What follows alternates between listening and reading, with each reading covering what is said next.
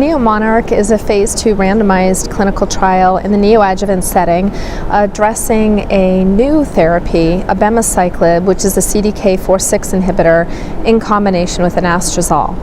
Now, this study is enrolling patients who are postmenopausal with hormone receptor-positive HER2 negative breast cancer, and eligible patients are undergoing a baseline core biopsy. They're then randomized to receive anastrozole alone, the combination of abemaciclib with anastrozole, or abemaciclib alone for 2 weeks. And after 2 weeks, they undergo a second biopsy, at which point all patients then merge onto the combination therapy arm and receive 14 weeks of abemaciclib and anastrozole, at which time a third biopsy is done. So the primary endpoint is actually looking at what happens at day 14 in terms of that tumor biopsy. Does the Ki-67, or the proliferation, drop at day 15 compared to the baseline Ki-67?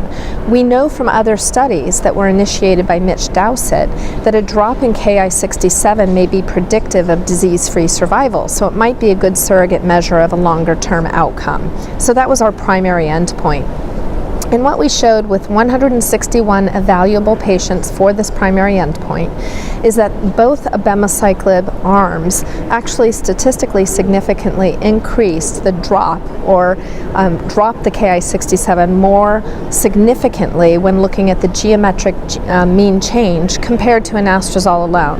So around 60% of patients in the anastrozole arm had a drop in their Ki-67 after 2 weeks of therapy, and it was over 90% in each of the abemaciclib-based arms. So our primary endpoint was met.